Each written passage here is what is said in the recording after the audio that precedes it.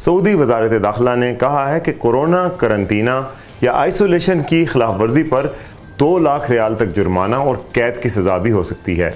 आज हम आपको बताएंगे कि वजारत दाखिला के इंतबाही नोटिस में मज़ीद क्या कहा गया है। सऊदी खबरसां एजेंसी SPA के मुताबिक वजारत दाखिला के जारी इंतबाही नोटिस में कहा गया है कि कोरोना वबा की वजह से महफूज रहने के लिए जिन अफराद को होटल करंतना या आइसोलेशन में रहने का पाबंद किया जाता है वो एहतियाती तकाज़े के तहत किया जाता है।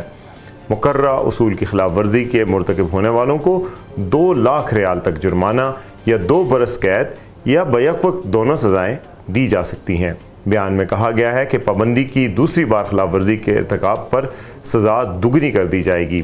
खिलाफ वर्जी करने वाला गैर मुल्की होने की सूरत में उसे सज़ा की तकमील के बाद मुल्क बदर करते हुए हमेशा के लिए ब्लैक लिस्ट कर दिया जाएगा।